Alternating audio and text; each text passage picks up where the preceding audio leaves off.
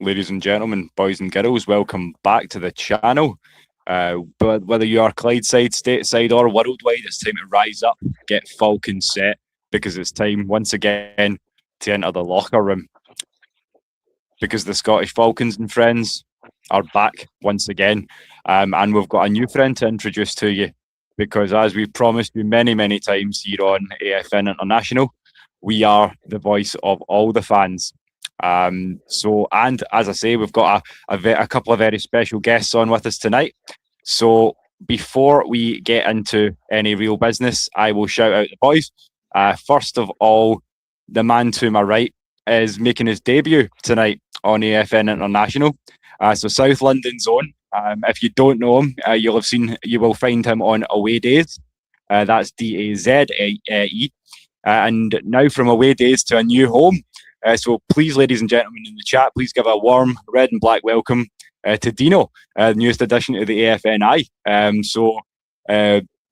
First off, welcome. We've been trying the last couple of days to get something in place, so we're thrilled to finally have you, mate. How's things going down south? Yeah, everything's all good. I mean, the weather's been a bit up and down, but you know what it's like in London. But it's actually getting better now. It's meant to be better by the end of this week, so I'm hoping it picks up with some sort of heat at some point this week. So fingers crossed. But it's been good though. And you know what? This may be the first argument on AFNI, because I don't want to hear someone from London tell a Scotsman that the weather is bad. Okay, that's a no-go. But no, as I say, thrilled to have you, man.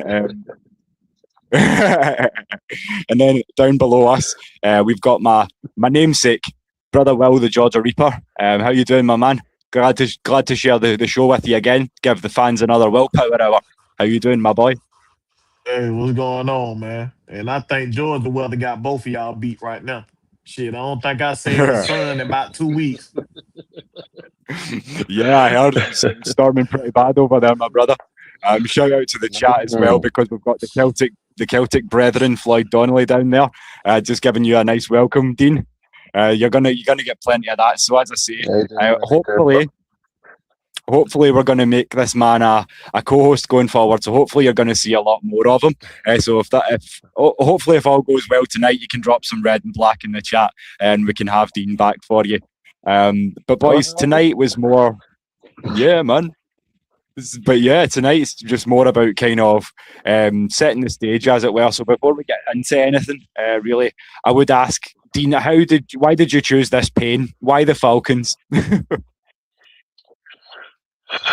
So, well, my father lived in Stone Mountain. So I started following the Falcons from 1997. So it was at a time when UK ball wasn't as popular where it is, nowhere near as popular where it was now. I couldn't probably count how many people back in the late 90s, early 2000s actually liked or loved watching American football. It probably didn't start kicking off until probably the first international game in 2007. Then it just started picking up from there. And then by the time it got to about 2017, 2018, it got to a point where everyone who I spoke to loved American football, loved NFL in some way, shape or form, which I really like, because now to the present day, I'm now seeing people wearing anything now with any of their teams now. And that's what I enjoy seeing that, which is what I think is brilliant. So yeah, for sure. Been a Falcons fan since then, and yeah, I've seen pain. So yeah, I mean, well, you're welcome here, because as I say, wait till you hear the close. We've got you covered there, man. Don't you worry about that. And as I say, it's great to kind of bring in the British perspective and kind of kick off the British invasion a little bit, because I feel like it's more than time. Obviously, we've got our brothers in Manchester flying the flag as well with ATL Falcons UK.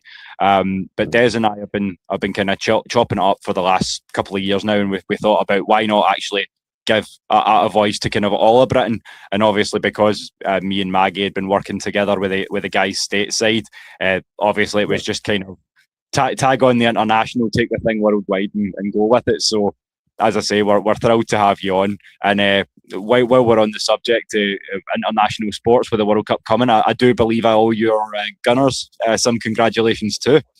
English Premier League champions. So there you have it. Thank you. Yep. That's it, right? That's it. That's the thing. I try to kind of live.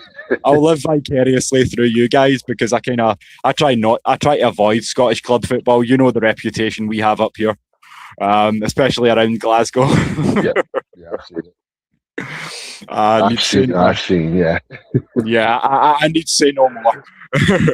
And as I say, it's just so yeah, it's a thrill to kind of become the voice of all the fans and obviously give some love back and offer that platform that was offered up to me. So yeah, just gonna keep on pushing, and the guys in the chat seem to love it too. So let's get into it. I mean, and while we're talking about international games, boys, are either of you two planning on going to Madrid? Because as I understand it, it's time for a little bit of a Vivo España. Yeah, I'm going. I'm going. I have to go. But, I mean, I've never been. Number one, I've never been to Spain. Two, I've always wanted to go to the Bernabeu. So you know, it kind of kills two birds with one stone with that in that aspect. Plus, to get to see the Falcons again. So yeah, it's a must. It's a must, especially when it is close. You know, yeah, it's a must. It sounds like it's going to be so fun. I wish I was coming over. The coins ain't coining in too good a way to this year to make that happen, but I can't wait to see the Dirty Birds. Man, like Des and I were dropping it up, and we want to take it in at the bends first because I want the feeling of walking down Peachtree in my kilt, like just to I can't wait. It's gonna be lit. What about you? Well, you making the journey over the pond? Nah, I don't think I'm gonna make that one, boy. I'm sure you've got a couple in mind. It's too early to say. It might pop. I might pop open run that time. But right now, no, I ain't thinking about going over there. But I might get some free time to pop up. If you do, just warn us because they do that cheap cerveza. So if we need to warn the guys in advance, you let us know. We can send that. But yeah, I mean, I guess the biggest talking point when it comes to the Falcons is that Drake got his bag, boys. 4-year extension worth 141, possibly as much as 150 million. But the number that sticks out to me is 100 million guaranteed. So yeah, by AVV would be the third highest paid receiver in the league. But I'm going to keep it 100 with you guys. And I think it was business that had to be done and probably sooner rather than later. So I'm thrilled. Being a receiver myself, he's one of my guys. I mean, a lot of people don't rate him in the top 10. I think he's maybe top 7, top 8. So, yeah, I mean, I'll pass it over to you first, Dean. I mean, how are you feeling about the Drake London signing? There's obviously a lot of narrative out here that it was an overpay, but, I mean, how do you feel?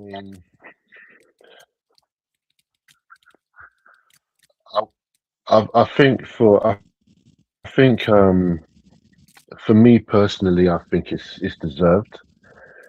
Especially with the offenses that we've had over the last few years, they've been very, very average. It's like when you look at the schemes of how we played, it was very flat going forward. We weren't aggressive enough, especially in the last couple of years.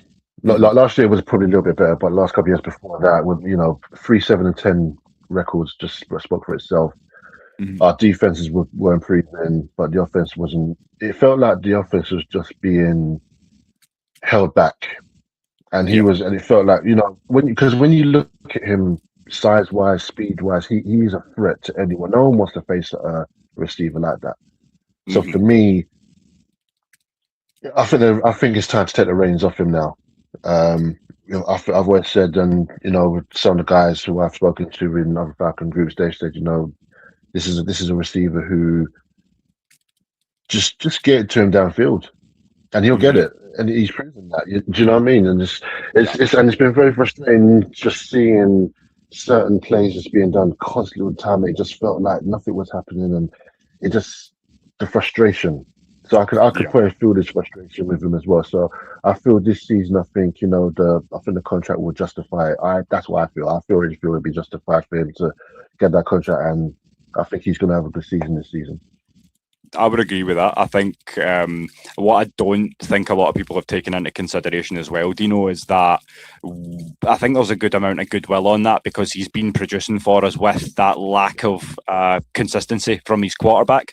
He's had a lot of different quarterbacks over his career as well. So I feel like it's like we're paying an idealistic contract in a way, but I feel like he more than deserves it, and he'll prove that this year. How about you, Will? I know we went over this a few nights ago, but just remind the people, I'm sure you're thrilled as well because I know Drake's one of your guys. Well, I'm not big on paying dependent position $35+ million a year. You know what I'm saying? But I believe it was more like of a appreciation type pay. Like we appreciate, I mean, the stuff you done for us. You know what I mean? Even though you ain't had the greatest situation, I appreciate that type. You know what I'm saying? But the way that Atlanta got it structured, it doesn't hurt us either. So it made it great for the player and it made it great for the team. So he only counted for 11.7 of the salary cap. You know what I mean? So you still got plenty of money to do whatever you need to do with other players. But he's well deserving of his bag. But I think we could have got him cheaper. But like I said, I think it was an appreciation type pay. And like man, it's cool. I'm cool with it now the way they got it structured out. You know what I'm saying? And you got to think about the guaranteed money. The guaranteed money is $100 million. So basically you break it down 4 years, $100 million. That's $25 million a year. That's what's really hurting you. That's what's really gonna be coming off your book. They always can go back to the contract and renegotiate and redo it and push money to the front so it can take off the cap. You know what I'm saying? So they always ways you can tweak that. You know what I'm saying? I'm looking forward to seeing how they can kind of finesse it this offseason because when we get into it a little bit later on, I've got one or two. I like to play devil's advocate a little bit. It's my show, damn it. So I'm going. Hey, you can do what you want to do. So I'm going to throw a couple of free agents for you a little bit later on. But before we get into anything else, shout out down to Alan in the chat. It's another one of our Scottish birds who we're hoping to have on the show soon. So. We shouted them out in the chat tonight to make sure he obviously knows it's appreciated. And I mean, well, pass it out to the people and let them know because you want to make this man feel welcome when he comes over. He'll be in the ATL for the Bears game. So there you go. Oh, yeah. I'm trying to get to the minute home game I can this year. That's what I'm be trying to do. As many home games I can, I'm trying to get to them. Like, I hope that they're well attended because one thing that Des and I have said, and it can only mean so much coming from a fan overseas, but for the amount of love that, like, I'm sure I can speak for Dino as well in this one, but I know I speak for Des when I say that we live vicariously through you guys. So it's so disappointing for us to watch from Britain and see you guys leaving before the clock reads all zeros. Like, if we came over, we are not leaving till it's over, man. You know what I mean? I like that ATL251 comment. I like that. I'm just pulling that up. ATL251. Got it. Got plenty of money to pay Bijan. He's tweaking that morning, man. The running backs are not getting paid like that. Ain't no way Bijan finna get more than Drake London. I don't think we have to give him more than Drake. As long as we give him more than Jameer Gibbs, we should be set. If you're talking about overall contract, I don't think so. Per year type, no. He might get more guaranteed money. I give you that. He might get more guaranteed money than Bijan, than Drake. But as far as year average, he's not getting more than Drake London. I don't see simple fact, running back's not making that much money right now. The highest paid running back right now is $20 million, and shit, you can get a below average wide receiver right now at $20 million. So the way it's looking, so yeah. But I get you if you're talking about guaranteed money. I see what you're talking about right there, ATL251. But as far as overall contract, no, I don't see that. And then you obviously chop into the mix the fact that we are going into 2027 in a much better cap position than we are now. So there is every reason for us to push Bijan down the road a little bit. But I feel like the deal will get done. And again, it's going to come down to goodwill because Bijan's pretty much been the heart and soul of this offense the last 2 seasons, essentially. Well, it don't hurt you right now if you do give him a contract right now. It don't hurt you. It's not going to be active until like 2 years down the line. This one got the contract he on now got the end before that one begins. You know what I'm saying? So it's not gonna hurt you right now. You can still sign them right now if you want to. You want the thing you want to do. You want to get in front of Jameer Gibbs because the Mhm. Lions gonna try to throw him the bag. Oh They've been yeah, known to just definitely. Yeah, throwing money at players. So you want to get in front of that. Yeah. You know what I'm yeah. saying? And I've been a big proponent of like paying players like top 10 money in their Hmm. position if they earned it and put the rest on incentives. So say for instance, if the top player like wide receiver wide, I would did what I would did with Drake London. Hmm. I would have gave him, hey, I'm gonna give you 30 million with a chance to make 35 million with in incentives. You know what I'm saying? Hmm. So Yes, I sir. would have set it up like that. But the way that's got it set up, it ain't hurting the Falcons. It's still just like 11 point set, like I said, 11.7% of the salary cap. So you got plenty of room to sign whoever else. You know what I mean? So Yeah. Yeah. And I that's mean, just we the can way I would throw. have came at it. Yeah, that's the way I would have came at it. Yeah, Hmm. and I mean, we can throw that back when you talk about 11.7%. I mean, at the last check, I think 60% of the cap for our opponents in Madrid, Cincinnati, is going on 3 players. So, like, let that fall where it may. You're paying your QB and your 2 wide receivers, essentially 60% of your whole team's money, and then you wonder why you can't stop teams. You can go out and score 48, but they're going to score 49 because you can't stop them. So, I mean, Hmm. there's a lot to be said for obviously spreading your money about in the right way. And as ATL251 says, and I'm inclined to agree, 21, 22 million a year, I'm not too mad at that at all. I'll take that for a player That's a of great Bijan's contract. caliber. That's Oh better. yeah, That's yeah. better than a lot of folk That'd be talking about great. 25. Like I be telling folk, Yeah. why bid against yourself? If the Hmm. highest Mm. paid running back is making 20 million, I ain't got to do nothing but throw another million on there. Now, guess what? Bijan, the highest paid running back. Why do I need to Hmm. jump to Yeah. 25, 26 million? That makes no Exactly. sense. And then you You know what throw I'm into the saying? And you know mix what as I do? well. I give What's them, that? I give them like a 22 million a year contract, Hmm. 88 million total, Yeah. all of it guaranteed. Just Hmm. like that. So you let you All of let it you let you, guaranteed. you let the other team, you let the other teams, the other franchises work on that because I actually read that today. Like if because whatever you offer him, the deals for running backs in the future are going to be big after that Yeah. because Right. other running backs are going to look at that and think, well, hold on a minute, if he's getting that, then so this is where I need to be smart because if we can just like you say, if you just give him 21 or even Hmm. 20, other teams like Detroit and Seattle will just look at it and feel, oh, okay, well, okay, we're gonna have to like offer. They'll be the ones who'll be offering 25, 25 Hmm. going on. The one thing you don't want to be, a lot of teams out there just don't know how to handle it. There's a lot of teams out there for some unknown reason just don't know how to structure and budget their money. Yeah. There's certain teams out there who have done it with their quarterbacks, like Cleveland and Dallas. I don't even want to go on about what them two have done, but my goodness Hmm. me, you're just hurting yourself with what they've done. If you ever do something like that, if you're running backs, especially running backs by right, you get good well, four, Hmm. 5, 6, maybe 7 years out of them. By the time they get to 30, they're so busted up. You know, you're going to be looking for the next one coming along. So you don't want to be offering too much when it goes over the bar of 20 million. So 2021 would actually be good as well for me as well. Hmm. Yeah, I would be happy with that. As I say, we also have the caveat that Bijan wants to be here. I think he wants Yeah. to be a career Falcon. So I think we go like that. Now we're going to come in. We're going to reset the market at 22.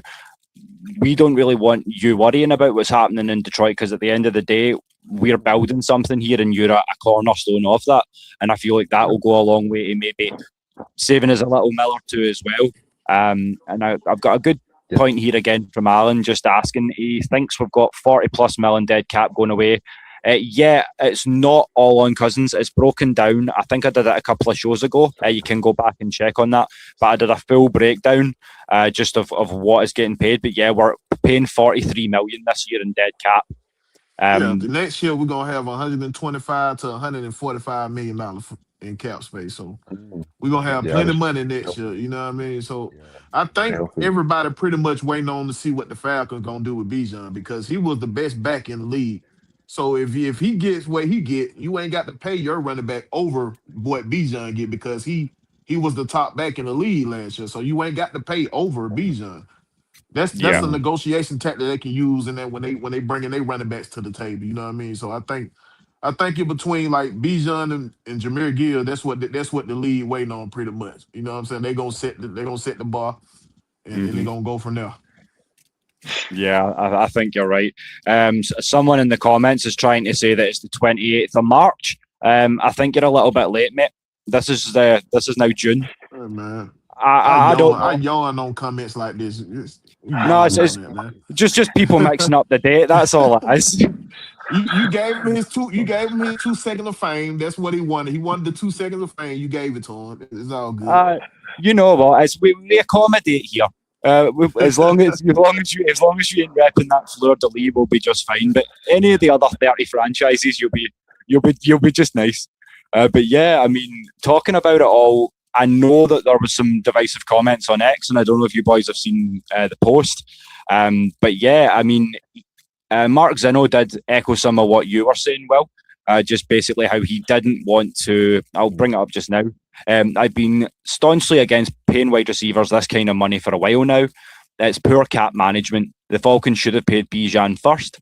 The whole world commonly thinks paying running backs is a bad move. Not in the case of Bijan, who is special, very special. Definitely more special at running back than Drake is at wide receiver. None of this is about... He talking out his ass right now anyway. Zeno. I feel like he did backtrack a little bit though by then going on to say, no, this isn't about, like, he deserves it. But what I'm saying is I don't think paying... It's like, well, what is it you're saying? Are you saying he deserves it or you can't pay him? You don't want to pay Drake London money, then come back and say you want to pay Bijan over the top money when you ain't got to do that. Why? Why reset the market with Bijan? Come on, man. It's all rage based. That's the problem. Yeah, I'm sure it is. Like, Dino's got it. Like, they're trying to rage bait. Never respect Dino. That's what happened with Thomas Dimitrov. When you start throwing around money like that, that's what happened with Thomas Dimitrov. We got in the situation with Thomas Dimitrov because he was just throwing around all the money, paying everybody all this instead of controlling the salary cap. He was just throwing money. No, we don't want to do that. You don't want to bid against yourself. Like I said, why bid against yourself? You ain't got to. Yep. Exactly. And I mean, it's not like when you're talking about saving money, that kind of brings us on to the next topic as well. Because I mean, Bijan doesn't have to be priority number one, as we say. You can take a little bit of time because you've got that freedom.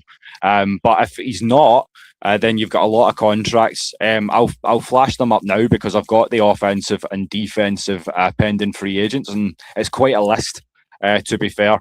So there you go. You've got both Brian Robinson, Tyler Goodson on 1-year deals, Dylan Drummond, Kyle Pitts, Austin Hooper, Charlie Werner, Ryan Nuzzel, Joanne Taylor, Matthew Bergeron. And then you come into the defensive side. Of course, you've got JB3. You've also got guys like Clark Phillips, Divine Diablo. Of course, you've got the 1-year guys as well, Darnay Holmes, Channing Tindall, guys like that. So it's quite a long list. And I feel like a lot of that's going to be dependent. But I mean, outside of really Pitts, Bates, and Diablo, is there any of those names that really stick out to you, Dean, as guys that you would want to retain, or do you think a lot of it's going to depend on the season to come? I don't know. I think it's going to, for me, I have to see how the season is going to go. I mean, I know we've got a very, very, very tough schedule, arguably. For me, it's a case of just seeing how they go. Because, like, you know, the 1-year deals are just there to just say, okay, let's see how you do. And if it works out, then they may offer again. We'll see how it goes. But I think we're just going to have to see how that, just wait on those 1-year deals. I think because there's quite a few of them on the 1-year deal, isn't there? So, I mean, me personally, I'll just say, look, go into the season, see what happens. And because we've got that healthy salary cap for next year, then we can maybe look at who we can then bring in and go from there. That's what I feel anyway. That's what I think. Yeah. I think that's a great point because, as you say, I think, correct me if I'm wrong, when I pass it down to you, my knowledge, the only 2 players who weren't signed to 1-year deals was Jahan Dotson and Nick Folk, the kicker. Outside of that, I think everyone that we brought in is on a 1-year deal. Well, is there any names that are sticking out to you outside of the obvious 3 as guys that you've got your eye on to maybe look at extending, or are you in the same kind of boat with us? Are you waiting to see how it all goes? I really think we're gonna pretty much sign everybody who earned it. You know what I'm saying? So like, if we see you being a big part of this team, we're gonna get you a new contract right now. Like Diablo, if he come and do what he need to do, we're gonna sign him. We're gonna sign Jesse if Jesse continue to stay on that same platform that he been on. We're gonna sign Pitts. If Pitts come out and just show that hey, he can be a consistent tight end, well, he's gonna get a Yeah. check. He gonna get a check from so like we got the money to sign who we want to sign. You just got to be cautious of how you use this salary cap. I mean, I've seen too many years when the Saints be red, and you know what I'm saying, and they find way to sign players. I don't want to hear nothing about we can't sign nobody. We're gonna be in 125, 145 million next year. I don't want to hear that, bro. I've seen Yeah. too many Absolutely. teams who was in salary cap here come and sign players. Come out and just sign player, bro. You got to know how to maneuver that salary cap. And if you draft the right players, you ain't drafting selfish motherfuckers who want a bag and don't care about their teammates. We ain't drafting them type of players. You drafting somebody who gonna respect being top 10 in their position, getting paid like that, and know that the team needs to build a team. You ain't the only one on the team. You got a team that they got to build. So if you Yeah. draft right and you know how to maneuver that book, you'll succeed. No problem. Boss lady in the building. Boss lady. That's it. Our sister from another mister. What's happening, Miss Maggie T? First How lady you in the doing? house. Hope It's you had been a a great minute, birthday guys. week. It I've has. been, I've been busy. Of course, birthday turn up all week last week. Shout out to everybody that did show up. I am still taking cash apps, and I threw a couple dollars at some stuff. I was unnamed, Oh, and did you really? Did you really? Let's just quickly check the watershed. Nah, you're good. that's it's allowed to everybody. So you know Did, did you how that clean? Did goes. you clean off your camera lens? You cleaned it off?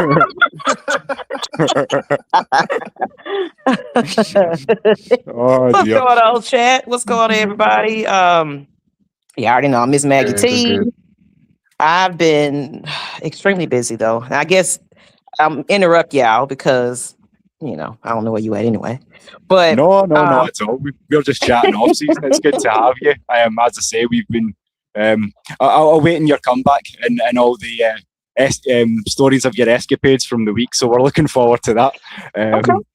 As I say, your boy's been grinding in the background. So we have a lot of new guests, and it was time to get my good brother down south on and get the band-aid off. So I mean, we tore it off good and proper for you. I mean, it can go south real quick, but as I say, if you're in for a bit of fun, then we're glad to have you. And I want to update you guys on it because lately I have been MIA for a while. As people know, if you've watched this channel, this is 6 years in for Atlanta Falcons Nation.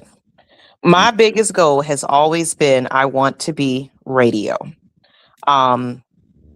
And start pushing our shows to a different network outside of YouTube. Well, I am now back into my event hosting. And with that, I've networked. And now I am partnered with a sports media production company, KB Sports Media. They are connected to 100.9 The Blaze. And I have been asked to actually have a show she's partnered with Roku TV and Fire TV.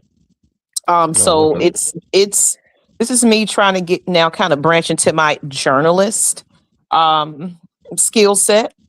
Just because I'm trying to now be a little bit more interview. I'm trying to get a media passes and things like that, where I've been doing interviews with former players, all content creators as well. But it's time for me to kind of polish my skills. I've actually dipped and dabbed in some radio recently, where I was actually on the radio talking about the Falcons. So with this, I will be doing a different type of interview. This is just a tester, a teaser, because I kind of have to get my name out there as a solo interview host. I will have Michael Turner on tonight, Mr. Burner, at 8 p.m. Eastern Standard Time, where I will be interviewing him. And we're going to be talking about his appearance for the NFL draft, just his relationship with the Falcons now, and just his show, his podcast with OV as well. So great connection, great person. And, he's invited back. So if you want to go back and watch the previous episode, please do. And go check out our interviews of the past of a lot of former players and journalists, if you will. But I just want to just give a shout out to everybody, and appreciate all the support from my panel, the fans. You guys helped me get here. So it's definitely a transition. It's a lot busier being actually starting to be in media. But I'm loving every moment of it. We're glad to hear that you're keeping on, sister. And for what it's worth, from the guys here doing the panels while you have been MIA, it's been an absolute pleasure holding things down. And as I say, it's been a pleasure taking the reins on of AFN International also. So as I say, shout out to England, shout out to Germany, and shout out to Mexico, because those are the kind of markets that I'm active in right now. So as I say, we're trying to get some Spanish language stuff going real soon. As I say, we've got the British invasion already rolling there with my boy down in the southeast corner there. So yeah, things are going well. And as I say, when you're talking about journalists, we've also got John Frick coming on soon, and we've also got Daniel Flick as well. So yeah, a lot of good things coming down the pipeline as well. But yeah, as for tonight, we are just kind of chopping it up about the off season, and you got some congratulations here from our brother, Dr. Dirtybird. If you want to jump on, Raymond, you're more than welcome. As I say, it's an all family affair tonight, so let me just check these topics. Gonna have them credentials, man. Gonna have them credentials. Absolutely. That's right. So I mean, let's get into OTAs then, guys, and why don't we let the new blood kick it off? So before we do, I've got a couple of guys that I wanted to shout out as well. It's names that you guys have heard before, but from OTAs, the two that are standing out for me is obviously Zachariah Branch for what he can give you offensively, and also with Ryan Newsel being on that 1-year deal. Maybe it's a little bit early to say, but I mean, we've got James Brockermeyer nipping at his heels too, so there's a couple of names that have stood out to me. I think you're more of a defensive guy, Dino, so maybe you're going to shout out those linebackers. I'm not sure, but I mean, who's standing out to you so far? I was going to say Branch as well. I'm just hoping with him, again, this is going back a while back, I'm just hoping that we don't make the same, that he doesn't do the same mistake as what Calvin Ridley did. I'm just hoping that we have someone there now who can just add something a bit more. But he's looking. I like his desire as well. He's the one that stuck out for me more or less. Yep, and what excites me as well. Well, I know you're a bit of an edge guy in your playing days as well. So what I would put to you is, who's going to be your Mike?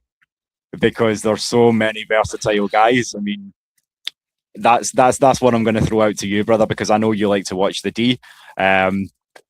Who's your Mike? You say who my Mike? Yeah, with all those linebackers and all the great things they can do. It's got to be Harris right now. He got to be the front runner before anything gets started. I think he got the front runner seat, and I think it's going to be heavy competition at that position, because we brought in a lot of great linebackers that can play the position. It's all about health with these guys that we brought in. Can they stay healthy? Now, if they can stay healthy, we're going to have a filthy rotation of LBs coming through. And I think we're going to rotate the hell out of this defense this year. Everybody getting rotated. I'm talking about fresh bodies everywhere. It's going to be like a hockey lineup out there. I can see it going on. So, hey, man, like, I'm really excited to see us in preseason, training camp and preseason. I want to see how these guys sustain. It's all about health, like with Trice, with Anderson. It's all about health. And with Mr. Megatron Head, he got to put up a shut up this year. JD Bertrand got to put up a shut up. He gonna either come out to play or he gonna be gone. Well, shout out to the comment earlier. I mean, I know he was top of the list of guys to trade because he's, as they say, the best ability is availability, and he's not been very, very present for us. I feel like we would like to retain Trice, because I feel like he's going to surprise a lot of people once he comes back, assuming he is healthy. I feel like a lot of guys are also sleeping on Azeez Ojulari, because that dude's a stud as well. Ms. Maggie's like I was saying, it was just health. It was just health with him. Like it's all about health with a lot of these guys. Ojulari was a beast down in New York, man. So if he can stay healthy, it's gonna go crazy. Yeah, man, sky's the limit. And that's what I like. It's a lot of guys who have been hampered in some sort of way or other. A lot of the times it's been injuries, but sometimes it's just been inconsistent play, and we've been able to get them for essentially bargain deals, because I'm quite happy with the money we're paying Jahan Dotson. I mean, I know he has issues separating and things like that, but I mean, for the money that we're paying him, and then Tua Tagovailoa coming in on vet minimum, $1.3 million. So thanks, Miami. Thank you very much for that. We appreciate that. But yeah, I mean, let's kind of dive in and talk about Tua, because he is the other elephant in the room, so to speak. So I know a lot of guys are obviously feelings in one way or other, but obviously I'll put it out to you boys and see how you feel. But I mean, do you think there's going to be a defined QB1 by the time that we get to the regular season, or do you think we'll see both? Again, I was reading stuff early this afternoon. The coaches during OTA were saying that it's still a bit early to say who they're going to pick, because Penix is still coming in from his injury. I know they said that they have him doing 7-on-7s at the moment, but the one thing we don't want to do is rush this guy back from that injury. He's had 4 of them already in like the past how many years, and I think they'll go with. I think they'll go with Tua, and I think one of my boys said it. I think in our group as well. I think he said when it gets to about week 6 or 7, they may go with Penix. But at this moment in time, when you look at both of them, it's a tough one. One from my group is where he's a Dolphins fan, and he had Tua there, and he's like, yeah, it was time. And it is I mean, you can see why they gave him a 1-year deal anyway. But I think they'll go. I think they'll go with Tua initially. But I'm looking more further forward. I'm thinking, are we going to draft a quarterback next year? Yeah. I don't know, because of the history of how they both are. It's a tough one. Yeah, for sure. And then add into the mix. I mean, if you're going to take a quarterback in the draft, it's not a bad year to do it. It's 2027. That's a strong class of QBs. Yeah. So it's a difficult one, but I think they'll go with Tua first. We have to see how Penix will do when it gets to preseason. It's still going to be a bit of a while, because that injury happened back in November. Yeah, November. And here we are now, 7 months later. I mean, those type of injuries there. I mean, just to see him actually be immobile with it is actually very, very good for what that injury is. It's most of the time it takes a year to get over those things there. So to see him, that is encouraging. But I think by preseason we'll have an idea. But right now, I'd go with Tua. I'd say. I think I would agree with that. I think when I say in the topic heading there that we need to remain open to all possibilities, I feel like we are going to see both at some point this season. My biggest concern was not throwing Mike Penix in too early. Obviously, because we see Miami in pre-season, we know that they don't have the best of fields. So I don't want him playing in Miami, I would say. I would maybe give him time in the second game. And if he's not sure, or if he's physically struggling, then we know, right, we'll give you maybe 3, 4, 5 weeks, see how Tua does, and we'll kind of take it from there. So I can definitely see that narrative. But as you say, I mean, they're trying to keep it kind of under wraps. I understand coach speak and all that stuff, but they're saying great things about both guys. I mean, they're saying Mike Penix is hitting all milestones, and they're saying that Tua has God-given ability, and those aren't my words; those are straight from Coach Stefanski as well. And Will, what's your thoughts on the QB1 battle as well? Who do you think it'll be, or do you agree with? Do you think there's going to be a little bit of both? Right now, I think it's Penix's job to lose right now. You know what I'm saying? I'm thinking if the competition anywhere near close, they're gonna go with Penix. But the only way I see Penix losing the job if he's not healthy, or if he just looked terrible. You know what I'm saying? Like terrible. And by the reports I'm hearing, he's looking well, and he's way ahead of schedule. So I'm really thinking it's going to be Penix right now. And I think we fare better if Penix win the job, because now you have a veteran tutor on the bench behind him also that's only making $1.2 million. You know what I'm saying? Yeah. To back him up in case anything happened, even though you don't want to go into this season thinking about injuries. Like a lot of these folks keep talking about injuries and both of these. No, one thing we know about football, you are guaranteed to get injured. That's one Yep. thing we know.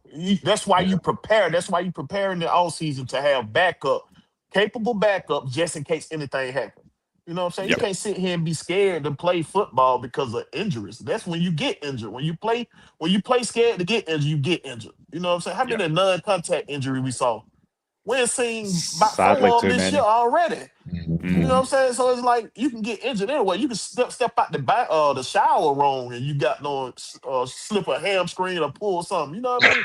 So like, Oh, it's tell me so about it, many especially ways. when you get up there in age, man. Into your Man, 30s, it starts to hurt. so many ways you can got doing. Man, I sprained my ankle a couple years ago walking my dog. It's so many ways you can do it. You know what I'm saying? So like, Exactly, man. injuries gonna happen. The thing you do is prepare, and that's what Ian Cunningham had done. He raised the floor. So if any injuries or anything happen, we got guys that can step in and we don't miss a beat. So yeah, right. That's Like I it. said, like I think Michael Penix is the front runner right now.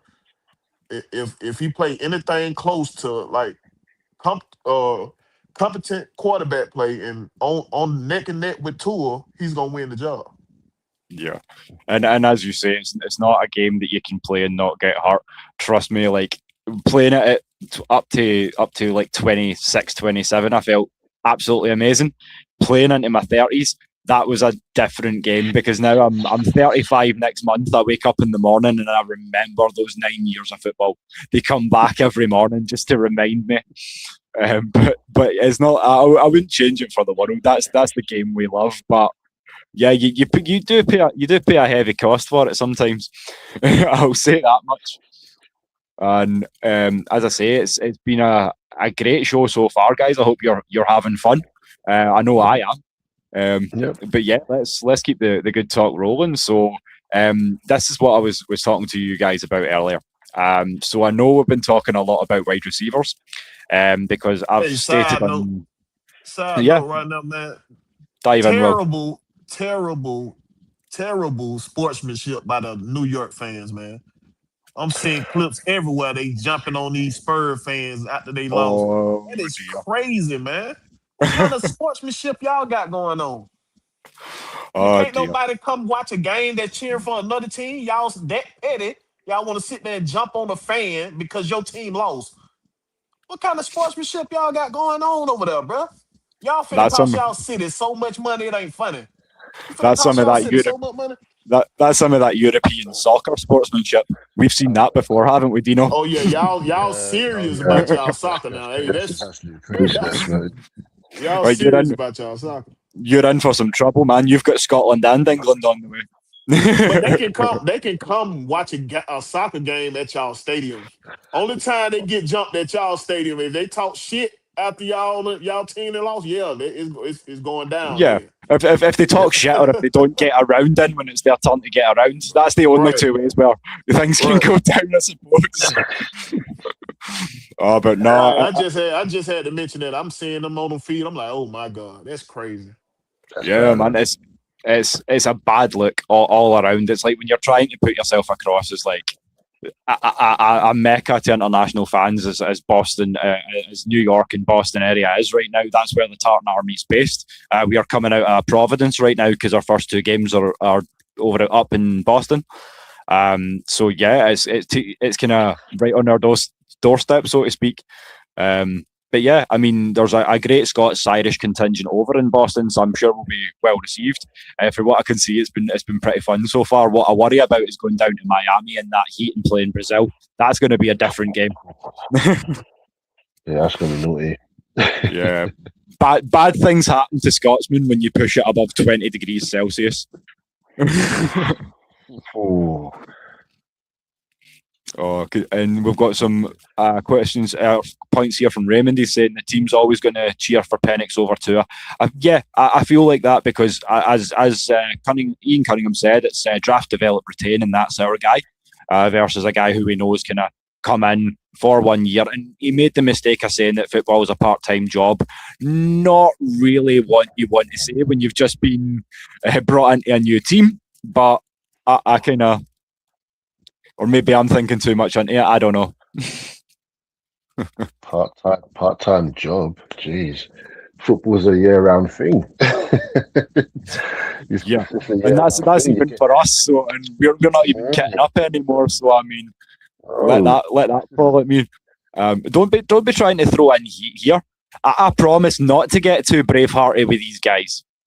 Come on, Raymond, be better, brother.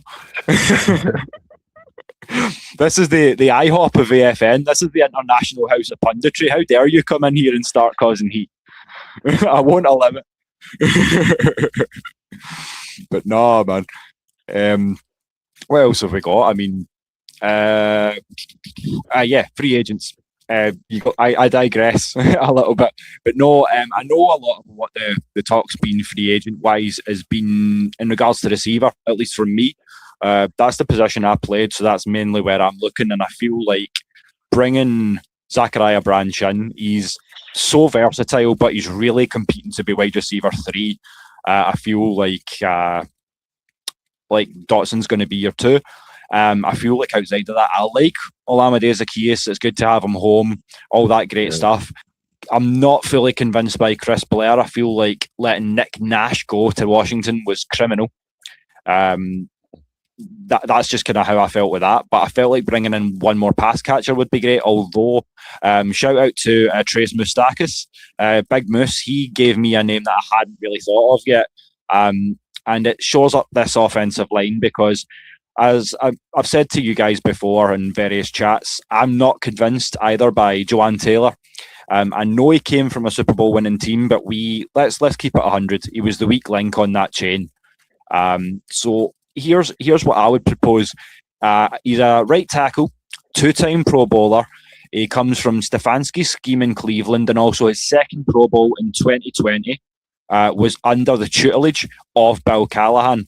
So I feel like we couldn't go wrong by bringing in this man right here, Big Jack Conklin. I feel like he's proven himself consistently to a higher degree than Joanne Taylor, but we would still have Joanne Taylor on a 1 year for depth. So that's kind of my take right now. If there was one guy I could go for, I would probably say Jack Conklin. So, Dino, have you been keeping your eyes on the free agent market? To be honest, I haven't really been looking in the last few weeks in free agency.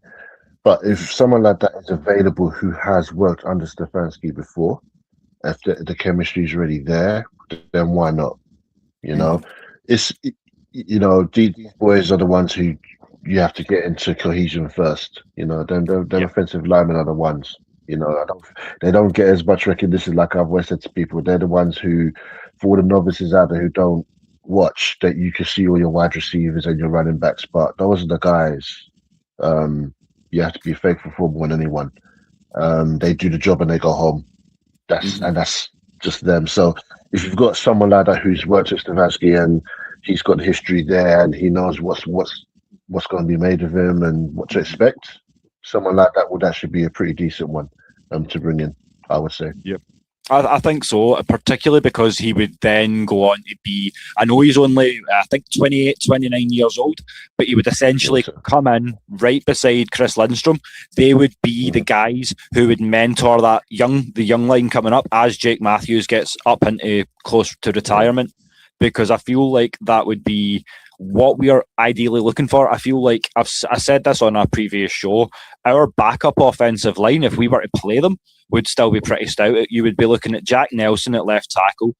Your left guard would be Ethan Onianwa, swing guard, that we took out at Ohio State this year. You'd have Cam Dewberry on right guard. You'd have James Brockermeyer at centre. And then you'd have Riley Malman at right tackle. That's a stout offensive line. 3 Big Ten guys, 2 SEC, all of them starting caliber coming out of college. So, yeah, I feel like another good reason for that would be that he would give you that mentorship role off of the right side, which ironically enough is also the blind side because you've got 2 left-handed quarterbacks.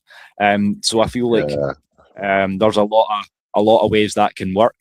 How about you, Will? What are you thinking in terms of free agency? Have you had a look over the last few days? Is anyone sticking out to you? and please don't say Stephon Diggs, because I may have to kick you. Personally, I don't think we're gonna sign no big name players at this point until we see what we got when we get these pads on.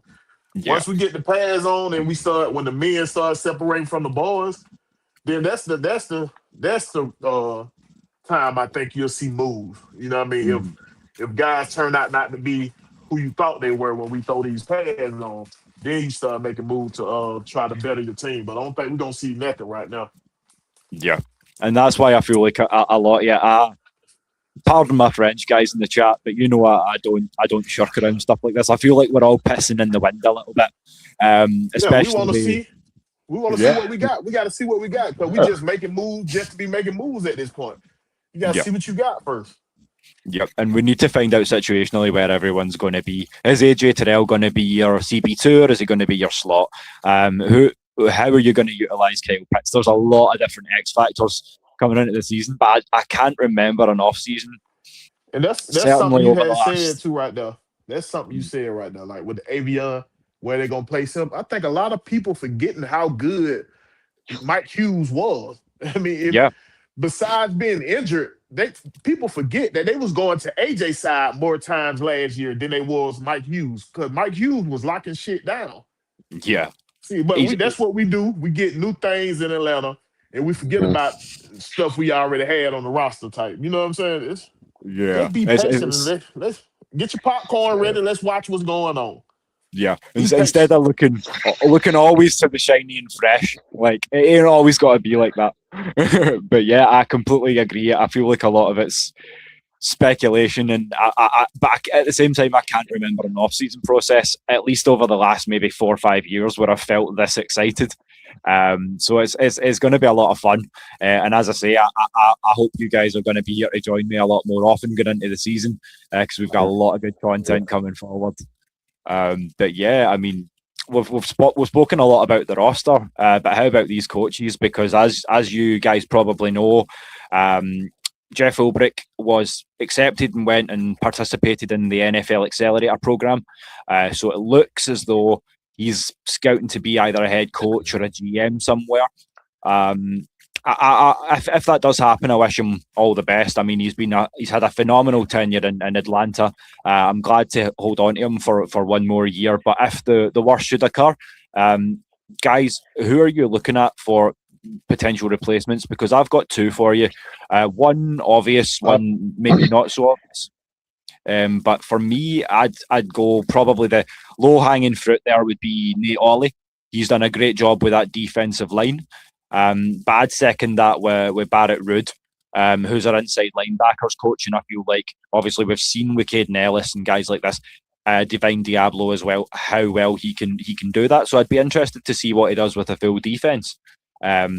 Dino, how do you feel about that? Have you got any other candidates that maybe you've got your eye on if the worst should occur? I mean, ideal world, you retain Jeff, but I think I'm pretty sure I'm sure I saw today that he stayed. I'm not sure. I'm not too sure. I'm sure. I have to look that up. We've got him for this year. He's stayed for this year. So yeah.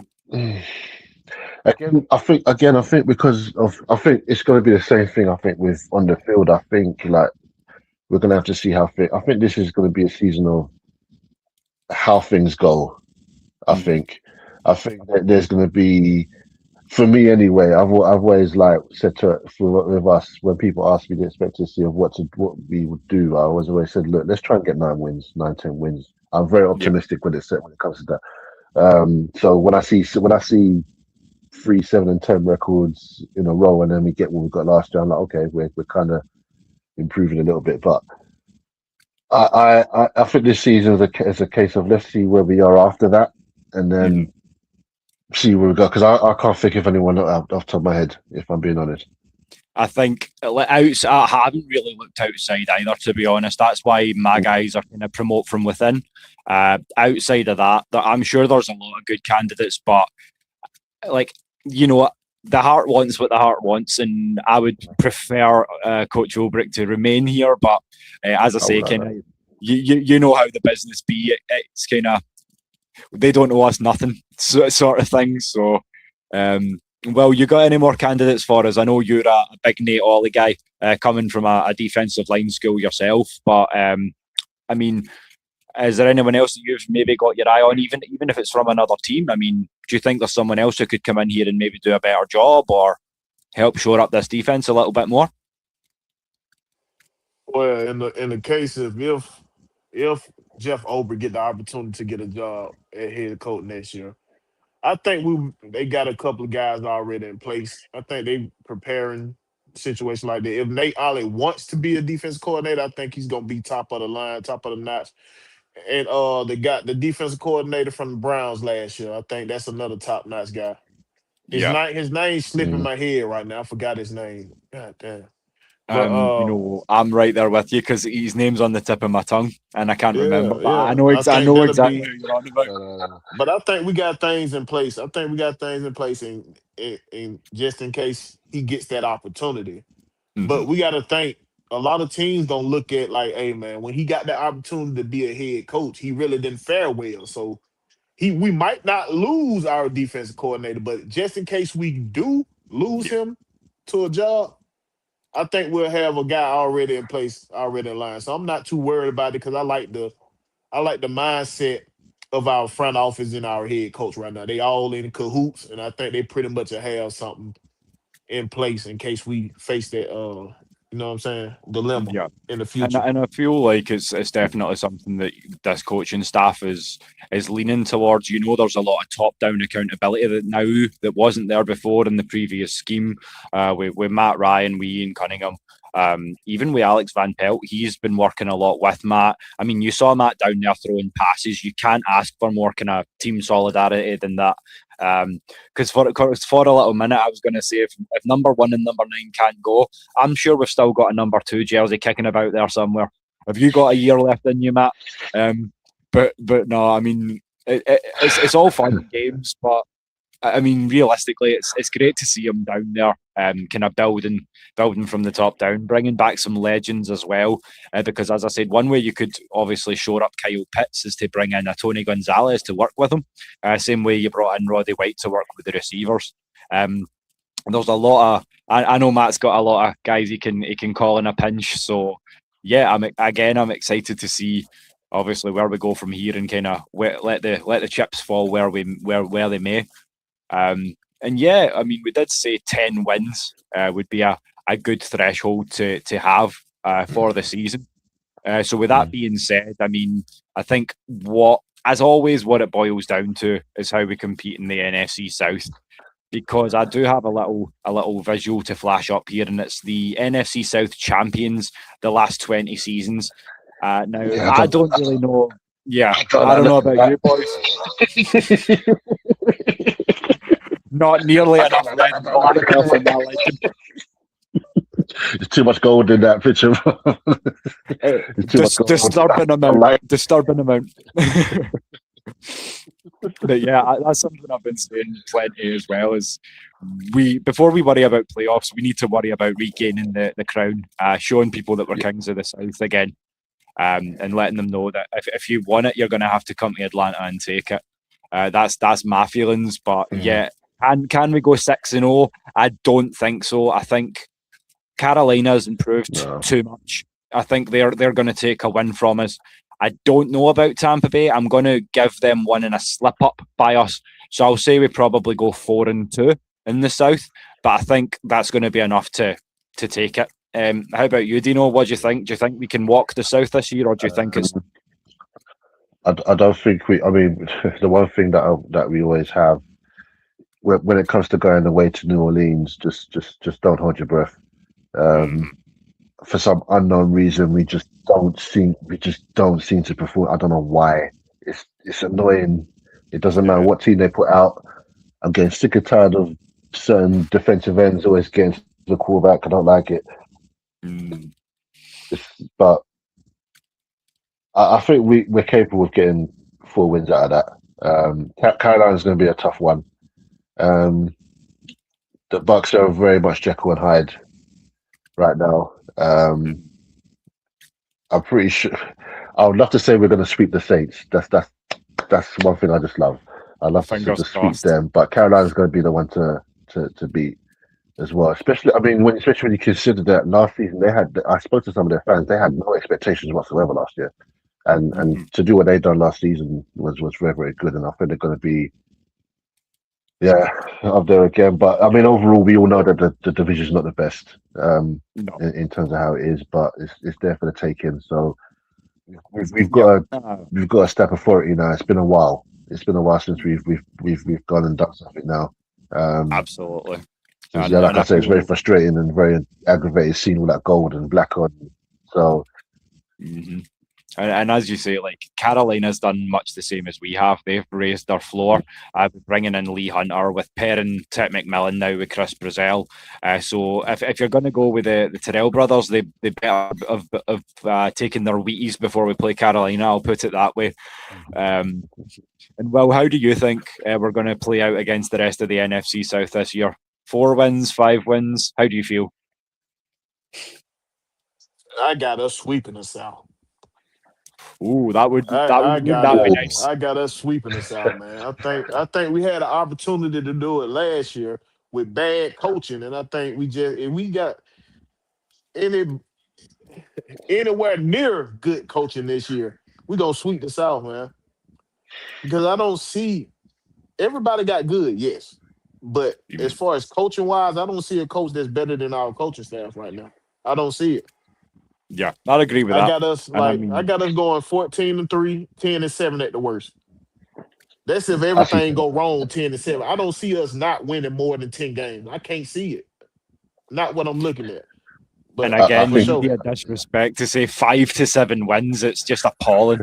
Yeah, they just playing without top at this point. 5, come on now. They playing without top. We had 8 wins with bad coaching the last couple of years, man. Come on, man. Y'all stop playing. Yeah, for sure. I'm more than happy at 10-7 with 10-7. I'd be happy with that. That'd be great. Yeah. 10-7 sounds just fine to me. I think 10 wins takes the South as well. 10 wins. That's just if everything don't go right. That's 10 wins. Yeah. But I'm really leaning towards that 14-3. That's what I'm leaning toward. I would love it, man. We just need to come out and punch some people in the mouth, play some fundamental football, and we'll see what happens.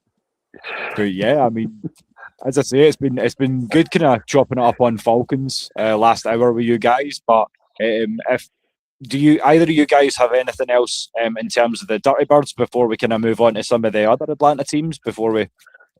Well, considering that my partner's she's all California of her team. She's a 49ers fan, so I'm looking forward to week 7.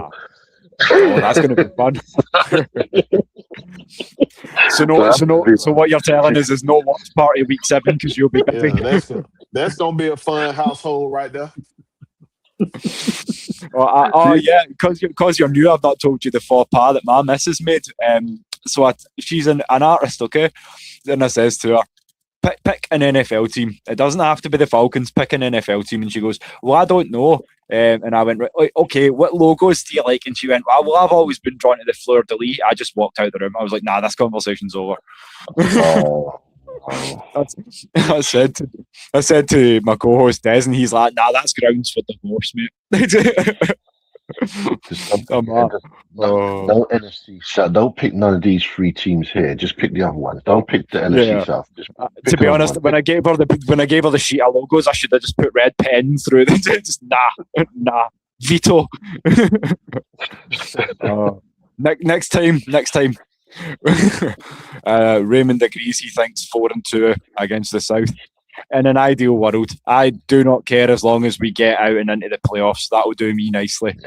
But yeah, I mean, let's get Dean caught up with some of the other Atlanta teams, because I know you rep the Hawks and the Braves, but you've been so absorbed in Arsenal right now that you've kind of not done a lot of due diligence. But I'll let you take this one. So the Hawks have extended their head coach Quinn Snyder. A 133 and 135 tenure in Atlanta. Just in 2025-26, he led them to a 46-36 record. Southeastern Divisional champs, and of course their first Eastern Conference playoffs in the last 3 years as well. Yes, we did get absolutely hammered in that last game. But how are you feeling about retaining Snyder? Do you think we're in a good place with these Hawks going into the draft cycle and all that good stuff, or how are you feeling, Will? Well, I'm all right with them extending him right now. I really want to see him with a capable center. When we get a capable center in here, I want to see what he can do with this team, because the team changed drastically halfway through the season, and he still was able to lead them to the playoffs instead of a play in. He led them to a top 6 seed. You know what I'm saying? And they changed players heavily in the middle of the season, dog. You got rid of one of your top scorers. You know what I'm saying? So, like, for him to lead this team where he led them at, and for us to be undersized in the playoff and to be the only team until last night to win against the Knicks, I think I want to see him with a capable center. When we have a big guy that likes to bang down there, you know what I'm saying? So, and when we can get Onyeka Okongwu to the power forward position, which is his natural position, he don't need to be at center. He need to be at power forward. And then you can move Jalen Johnson at small forward to where you can have CJ McCollum coming off the bench as a 6-man. Now that's strengthening your team. That's strengthening your team even more. If you got CJ McCollum coming off the bench as a leadership type player and as a scorer, that strengthens your bench. So I'm saying, like, we get that legitimate center to where we can put Onyeka Okongwu at that power forward position. Then we cooking with fire. You know what I'm saying? We cooking with fire there. And then we that got was the my backup point center, too. the backup center that got hurt. You know what I'm saying? The big white boy that got hurt. Yeah. That's your backup center. Now you can move the guy we drafted. Damn, what his name? Gaye can be moved to the 4 as your backup power forward. Now you strengthen your back. You got 12 guys that can actually come out there and put points on the board that create their own shots. You know what I'm saying? I think So, you're right. I feel like, as you say, we need a 7-footer in the draft, a true beast, like a Shaq, a dominant 7-footer who's going to command the rim. I just need a beast. Definitely. He could be 6'11". I need a beast. Yeah, Okongwu is 6'10" and a half. he's not a beast. I mean, give me a Dennis Rodman type going box out motherfuckers if they bigger than him. Give me some. I need a beast down there. That's it. They don't make them like D-Rod anymore. Like, they don't make them like that anymore, brother. I could say the same. Like, I was just watching some highlights of Larry Bird last night, and I was like, "Geez, that guy really was dynamite." Like, truly, just ridiculous. And the other part I got from the sword today, TL, is these Braves. So I don't know if you've caught many of the games over this season, Dean. But yeah, Braves are killing. I've kept away from the Braves for a fair bit, and I thought, they're always there for me anyway. But so I keep my notifications with them on my phone. I look at the last 7 or 8 games they've been down, and they've just managed to come back. And then I thought, let me have a look a bit more and see what's going on here. And I thought, okay, you guys are doing quite okay. You guys are doing very, very well here. This is actually very, very good. I think there was a streak where I think someone gave me a stat where they've only lost, I think it was like 2 or 3 series in the entire season so far. So they seem to be sweeping a lot of teams aside, and they're doing very, very well. I mean, okay, with baseball, things can change in an instant. We all know this, but the way they're going on right now, it's looking like they're very, very much unstoppable. And it's good to see. It's very, very good to see. I like it. It's very encouraging. So all I can say to the Braves is just keep doing what you're doing. Just keep going. Keep going. Keep doing it. What I feel like has really pushed us through is obviously it's been off the big bats, essentially. So Ronald Acuna Jr. hit the streak at the right time. Mauricio Dubon, he's on a hot streak. You've had, obviously, Matt Olson as well playing a blinder. Some really good pitching as well. I feel like that bullpen is elite in Atlanta right now. Again, it's the same concern as I have for my Falcons. I want them to stay healthy down the stretch, and then see what happens when the real baseball comes come the playoffs. But yeah, we're going to start doing more Braves content here, Des and I, some watch parties and some of that good stuff. So as I say, if you want to get more into the Braves, as I say, we've got your back. We'll keep some content coming out. So as I say, feel free to jump on. As I say, what we'll probably do, if you're happy to hang back, once we wrap the show, we can obviously be in the back room, and I'll keep you for an extra few minutes if you don't mind, just to chat about some things and some stuff. But before we wrap up, there's one more thing I wanted to do, but keep the questions coming in the meantime if you want to. But I don't know if you want to do any England watch parties, but as this is the Scottish Falcons channel, I did want to kind of do something that I'd promised. So yeah, with the World Cup starting this week, I want to make good on a promise, as I say. So all 3 Scotland games, I'm going to do live watch parties for. So that'll be for Scotland versus Haiti on Saturday. That's a late one for me, 2 a.m. So please come and keep your boy company. And then we have Scotland-Morocco on 19th of June and Scotland-Brazil on the 24th. So your boy's going to be there for all the misery that might bring. I'm used to that as a Falcons fan, so I mean, bring it on. It's been 28 years for Scotland. It's not like it is down south where you get every major tournament, so you let me enjoy it. Hey man, I'm not looking forward to this World Cup right now, dude. Atlanta traffic finna be ridiculous, boy. Oh yeah, it all depends. As a truck driver, man, I'm not looking forward to that. I'm really not. Just count yourself lucky, man. I know Atlanta was in the shortlist to get Scotland versus Brazil. You do not want the Tartan Army descending on your city. It will cause standstills. Like, I'm not saying we travel aggressively. We love everyone and we have a great time. It's just we will put the city into standstill and drink a couple of your bars dry. So be forewarned. You can't drink Atlanta dry. There's one thing you can't do. We drank Munich dry. If we can do that, Atlanta should be no challenge. Have you seen the beers in Germany? Hey man, the nightclub life we got down here, man. We got stuff everywhere. You want to drink? We got stuff everywhere. We got plenty for you. You know what, brother? Like, as I say, I keep teasing to Des. We need to get over. So as I say, now that we've got a new brother to come over, when we come over, we're going to be rolling deep. So make sure you give us a warm welcome. You lay out the red and black carpet, and we'll be there with the lemon pepper wing. I got you. You got it, brother.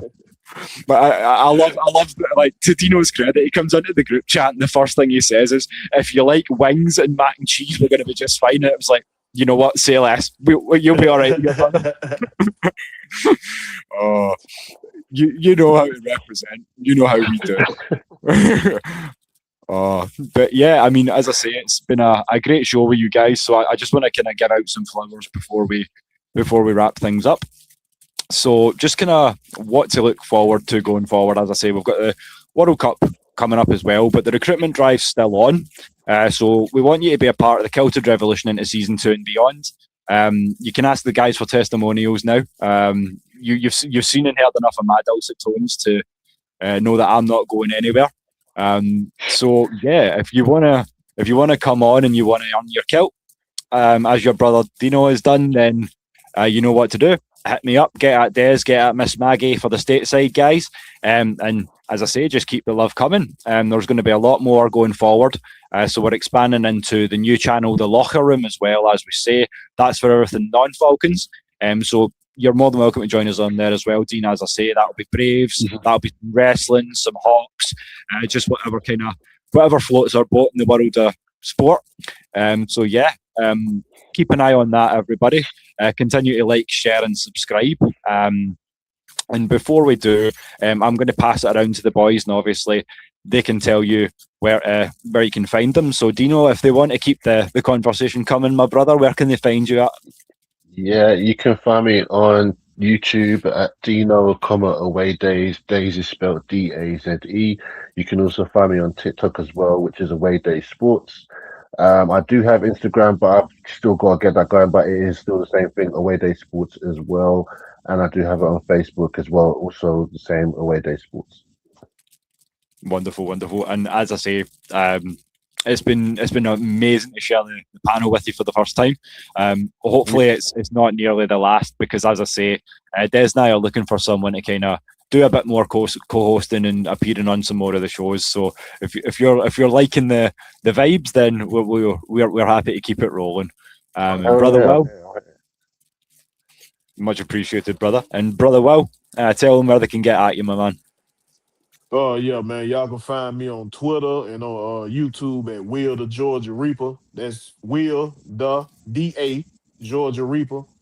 And catch me Wednesday nights on Everything Atlanta Sports at 7:05. And whatever AFN got going on, you know, they dropped the link and I got time. I'm up in there, man. Y'all already know. Appreciate you for having me. Absolutely. It's a pleasure as always, brother. And to that note as well, me and Will are going to be working together a lot more. I'm going to be joining him as co-host on, I guess you could call it the Willpower Hour now, but Everything Atlanta Sports on a Wednesday. So I'm throwing myself into the mix for that as well. So there's a lot of great content coming up. You'll catch me, here, there and everywhere. I've kind of embraced the new moniker of the Saltire Vampire, because if you're running late in Atlanta, then you never know when I may just appear. But if you want to get at me, I'm at Will the Thrill Waddle on YouTube, at Will Waddle WADL on X. I'm on Facebook too if you want to keep the conversation coming. But until then, most of all, we want to thank you. So whether you're Clydeside, Stateside or worldwide, wherever you're listening or watching around the world, thank you for spending the last hour and a quarter with us. We're going to be back real soon, either Thursday or Saturday, with some more Scottish Falcons and Friends content. But ladies and gentlemen, until then, remember always that we love our ATL. And before we wish you good night, Dirty Birds, Dino, as it's your first time here, keep an eye on the screen, because I'm going to flash up the close for you and I will let you take us home, brother. So bear with me while I get that for you. So yeah, good night, Dirty Birds. And Dino, take us home. Guys, thank you very much for having me up. I know we didn't get to speak about them too tough, because I do like Major League Soccer, but Atlanta United, you need to do better. You need to do better. That's all I'm going to say about you. Exactly. Let's touch base on that. End on a cliffhanger. Way to go. This guy knows how to create content, man. He's leaving it on a cliffhanger. You want us to get into some Atlanta United? Leave the comments down in the chat. We can make that happen. I know she might be watching, or she might watch it later on. To my partner, she is actually in the States. She is from Albuquerque. She's to my partner D, go New Mexico United, go Lobos as well, University of New Mexico. I'm a Dogs fan. I love Georgia, so I'm all Georgia for them. But yeah, all good to the Lobos as well. No, you'll be just fine. Plenty of dirty dogs, man. But that, like as I say, nobody's perfect, so we're gonna have to fall out on Saturdays, because I'm a Longhorn, born and bred. That's it. So yeah, if you come back on a Saturday, there may be some tips. Just letting you know. But it's all in love.